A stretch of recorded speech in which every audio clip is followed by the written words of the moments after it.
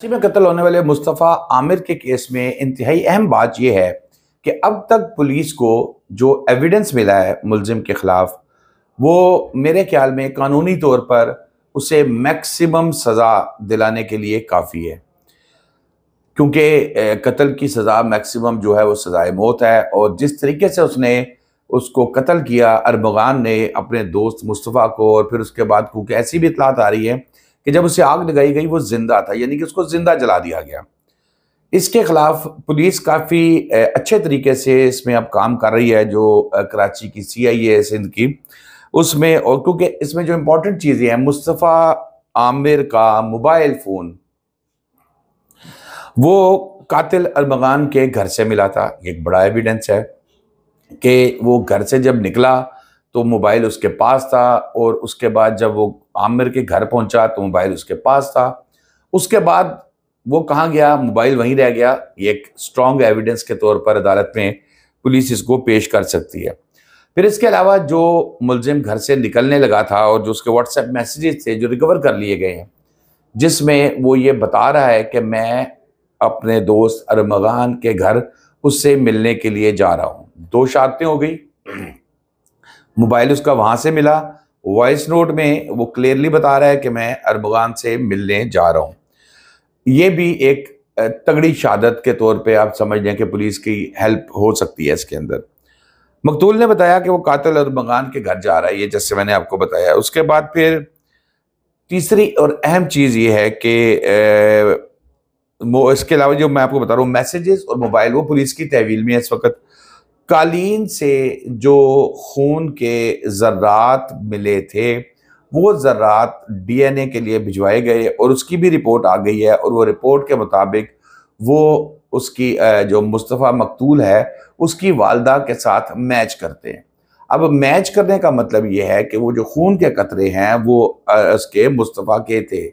ये एक तगड़ा एविडेंस है जो अदालत में पेश किया जा सकता है, और इसके ऊपर अगर दूसरी साइड से कोई तगड़े से तगड़ा वकील भी आए तो वो इन चीज़ों को डिनाई नहीं कर सकता। बेसिकली यही वजूहत है कि जब कत्ल के या इस तरह का कोई हीनियस क्राइम होता है उसके अंदर कोशिश ये की जाती है कि पुलिस मैक्सिमम एविडेंस कलेक्ट करे। अब वो जो कालीन पे कतरे खून के हैं, जाहिर है वहाँ पर उसको लाया गया, उस पर तशद्दुद किया गया, डंडे मारे गए, वो ज़ख्मी हुआ, वहाँ पर खून मिल गया।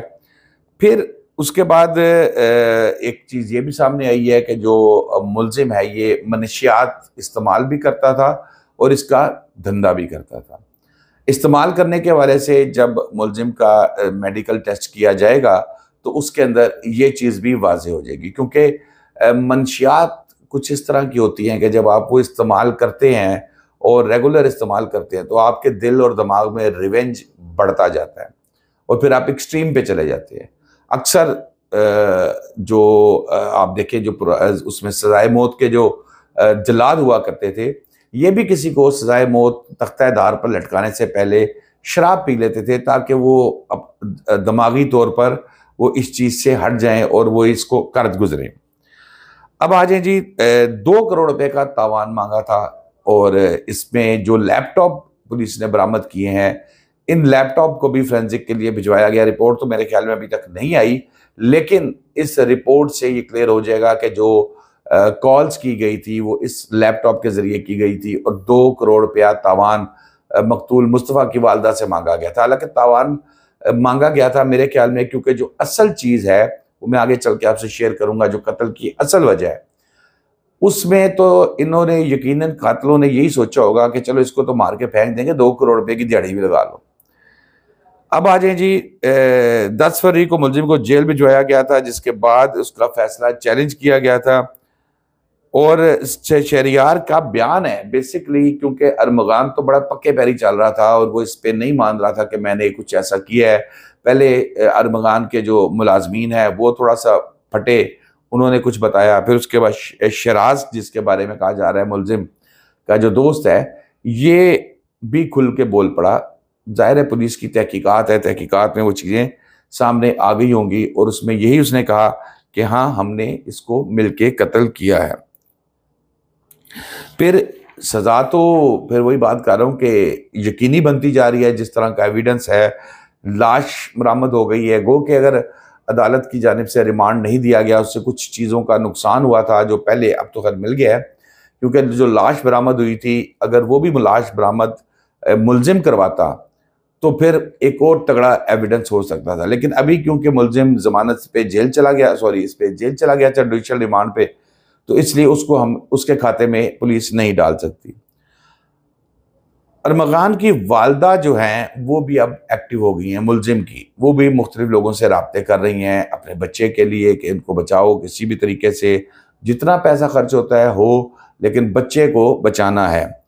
और मेडिकल में मालूम हो जाएगा कि मनशियात का आदी था या नहीं। बहरहाल ये तो सामने चीज़ें आ जाएंगी। कत्ल में सबसे अहम चीज़ जो होती है, जो मैं आपको बात कर रहा था, होती है मोटिव, मकसद, वजह क्या है। कि ऐसी तो नहीं कोई किसी को उठता जाओ छुरी मार दी, कत्ल कर दिया, जला दिया, आग लगा दी, इसके पीछे कोई ना कोई मोटिव होता है। और इसमें मुस्तफ़ा के कत्ल का मोटिव जो है वो अरमगान के पास वो लड़की थी जो अब इतलात के मुताबिक अमेरिका जा चुकी है, लेकिन वो उसके जाने से इसमें शहादत में कोई फ़र्क नहीं पड़ेगा। अगर पुलिस इसको तगड़े तरीके से प्रूव कर देगी मोबाइल डाटा के ज़रिए कि इनके लिंक्स थे आपस में, शहादतें जो होती हैं वो गवाहान जो होते हैं उनके ज़रिए, तो ये भी एक तगड़ी साबित है। मोटिव उसका बहरहाल कत्ल क्या सिर्फ और सिर्फ एक है, वो लड़की है जिसको अमेरिका भिजवा दिया गया है, वो भाग गई है, उसको पता था।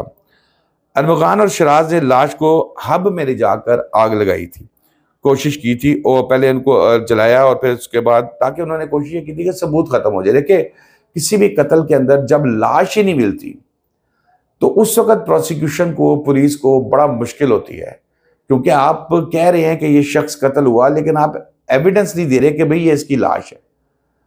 हो सकता है 10 साल बाद, 5 साल बाद, 6 महीने बाद वो कभी घूमता फिरता आ जाए, तो उसके लिए लाश का मिलना ज़रूरी है। वो पुलिस को मिल गई, गाड़ी मिल गई, गाड़ी के अंदर से नमूने फोरेंसिक के लिए भिजवाए गए, यकीनन वो भी मैच करेंगे।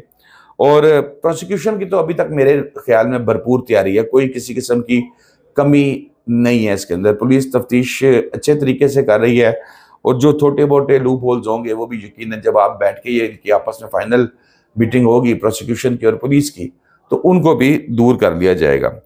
फिर एक और बात जो सोशल मीडिया पे बहुत वायरल है, उसमें भी कुछ सदाकत नहीं है, मेरे सोर्सेज ये बता रहे हैं। कहा यह जा रहा है कि जी उसकी टांगे अलग थी, बाजू अलग थे, पाँव अलग थे, अलग अलग कर दिए गए थे या हो गए थे। मेरी इतलात के मुताबिक ऐसी बात नहीं है। उसकी डेड बॉडी जो मिली है वो मुकम्मल हालत में मिली है, कोई पार्ट उसका इधर उधर नहीं था, और पूरी बॉडी जो है वो फोरेंसिक के लिए उसके पार्ट्स अब भिजवाए जाएंगे। बहरहाल ये तावान की कॉल से मामला खुल के सामने आया था। इसमें जो मजीद अपडेट होगी मैं आपसे शेयर करूंगा। शादाब रियाज को इजाज़त दीजिए। अल्लाह हाफिज़।